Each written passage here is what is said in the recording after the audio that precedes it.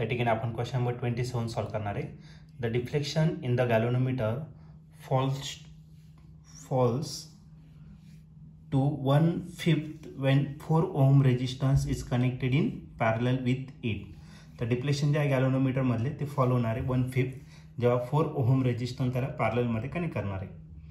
What will be the deflection if an additional resistance of 2 ohm is connected in parallel with the above shunted galvanometer.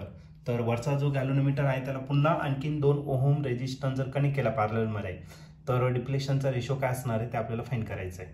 Okay, तर हा question 2020 ला आलेला होता. याच्या 4 option पैकी first option जे आहे ए ऑप्शन ते आहे 1/13 of the original deflection. B option आहे 1/1/8 of the original deflection. C option आहे 1/4 of the original deflection आणि D option आहे 1/6 of the original deflection. तर या 4 ऑप्शन पैकी या क्वेश्चनचा करेक्ट आन्सर काय असेल तर आपण याला सॉल्व करूया आणि मग डिसाइड करूया. तर या क्वेश्चन मध्ये डिफ्लेक्शन गॅल्व्हनोमीटर मधले जे आहे ते फॉलो होत आहे 1/5. ओके, डिफ्लेक्शन दिलेलं आहे म्हणजे काय दिलेलं आहे तुम्हाला थीटा जी दिलेलं आहे. गॅल्व्हनोमीटर मध्ये डिफ्लेक्शन थीटा जी आणि जो करंट टोटल डिफ्लेक्शन आहे तो किती घेतला थीटा. हा किती फॉलो होणार आहे 1/5 इतका होणार आहे. म्हणजे theta G divided by theta हा किती असणार 1/5.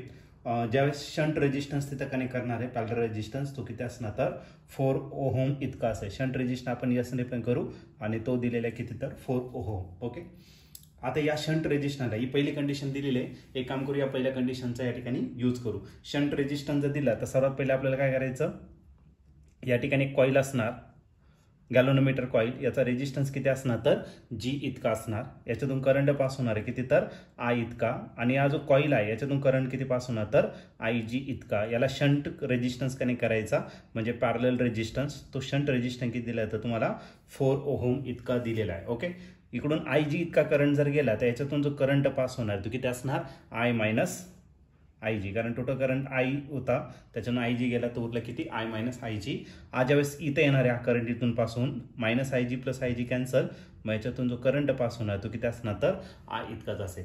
आता हे दोन्ही रेजिस्टन्स कसे आहे पॅरलल आहे. मग करंट आपला किती झाला तर आय मायनस आय जी इतका झाला इथला करंट आणि जो रेजिस्टन्स आहे तो किती झाला शंट रेजिस्टन्स. कारण की पॅरललमध्ये काय असतं पोटेन्शियल सेम असतं. पोटेन्शियलचा फॉर्म्युला काय आय आर. मग आय इंटू आर घेतला. वरती जर करंट घेतला तर तो किती असणार आय जी इतका आणि जो रेजिस्टन्स आहे तो किती घेतला तर जी इतका घेतला. आता बघा आपल्याकडे एक रिलेशन आहे काय, जो डिफ्लेक्शन असतो अँगल ऑफ डिफ्लेक्शन आकाशावरती डिपेंड असतो करंट किंवा करंट आहे डायरेक्टली प्रोपोर्शन काय तर डिफ्लेक्शन.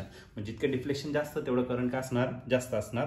मग डायरेक्ट प्रोपोर्शन आहे म्हणजे याचा अर्थ हा जो रेशिओ आहे आपण आय जी डिवाइड बाय काय करू शकतो तर आय या ठिकाणी आपण राईट करू शकतो. ठीक आहे, मग आपल्याकडे आय जी आणि आय याचं रिलेशन आलेलं आहे तर आपण त्याला सिम्प्लिफाईड करून घेऊन याच्यामध्ये आपण त्याला काय करणार आहे पुट करणार आहे.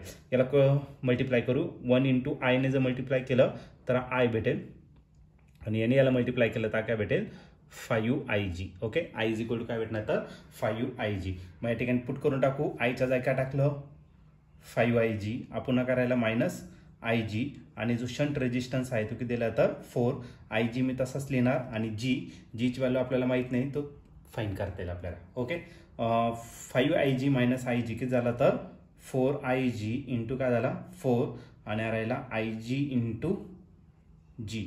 दिस I G and I G get cancel आणि 4 4 किती राहिला 16. मग आपला जी जो आहे तो किती असणार तर 16 ओहम इतका. मग तो गॅल्व्हनोमीटरचा जो रेजिस्टन्स आहे तो किती तर 16 ओहम इतका. त्यानंतर दिलेलं आहे तुम्हाला दुसरी कंडिशन डिफ्लेक्शन किती असणार आहे जर आपण आणखीन ॲडिशनल रेजिस्टन्स 2 ओहम कनेक्ट केला. तोही कसा कनेक्ट केला पॅरललमध्ये. तर पहिले सर्किट काढून घेतो मी तुम्हाला आणि नंतर मग एक्सप्लेन करतो. तर टोटल जो करंट आहे किती तर आय इतका. या ठिकाणी गॅल्व्हनोमीटर जो आहे तो तसा ठेवती कॉईल गॅल्व्हनोमीटर.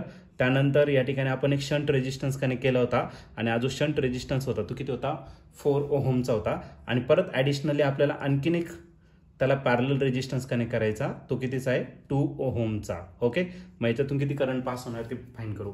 सर्वात पहिले ते 2 रेजिस्टन्स कसे आहे पॅरलल आणि पॅरललमध्ये आपण काय करतो रेसिप्रोकल घेऊन त्यांची ॲडिशन किंवा 2 रेजिस्टन्स पॅरलल असेल तर आपण काय करणार या दोघांची काय करणार रेसिप्रोकल घेऊन ॲडिशन जर केलं, याला S1 कन्सिडर करू आणि याला काय कन्सिडर करतो तर S2. ओके, याचा फॉर्म्युला डायरेक्ट भेटेल S1 S2 divided by S1 plus S2. तर याच्यात व्हॅल्यू टाकून देऊ. मग RP S1 किती आहे तर S1 आहे तुमचा 4 ओहमचा, S2 आहे तुमचा किती 2 ओहमचा, S1 परत आहे 4 आणि S2 आहे तुमचा 2. 4 2 किती राहिला 8 आणि 4 + 2 जर घेतला तर किती येणार 6. ओके, 2च्या टेबलमध्ये दोन्ही पण आहे. मग RP इज इक्वल टू 2 4 किती राहिला 8 2 3 किती झाला 6. मग 4/3 ओहम हा काय झाला तर तुमचा या दोघांचं इक्विव्हॅलंट काय झालं रेजिस्टन्स झालं. ओके, मग ही डायग्राम मी पुन्हा सिम्प्लिफाईड करतो. सिम्प्लिफाईड केल्यानंतर बघा हा जो करंट आहे तो किती तर I इतका. ओके, या ठिकाणी गॅल्व्हनोमीटर कॉईल आहे तो काय झाला G. मग एक काम करू, याला करंट IG डॅश करू आपण, I डॅश असणार आहे आपलं डिप्लेशन फाईंड करायचं आणि इथला जो करंट असेल तो काय असेल I dash minus IG. Okay, हे दोन्ही आपण डॅश करू, इथला IG डॅश. ओके, आणि या ठिकाणी जो रेजिस्टन्स असणार आहे तो किती झाला तर तुमचा RP इतका झाला आणि याच्यातून जो करंट पास होणार तो किती असणार I डॅश. आपल्याला काय करायचं आहे या करंटचा काय करायचा रेशो फाईंड करायचा. बघा इथून जो करंट पास होतो तो किती तर आपला IG डॅश, G तेवढाच राहणार आणि याच्यातून जो करंट पास झाला तो काय झाला I dash minus IG dash आणि रेजिस्टन्स जो आहे तो रेजिस्टन्स किती तर RP इतका. IG डॅश आपल्याला माहित नाही तो तसाच असू द्या. G ची व्हॅल्यू आपण फाईंड केलेली आहे, G ची व्हॅल्यू किती आहे 16. तो या ठिकाणी पुट करा.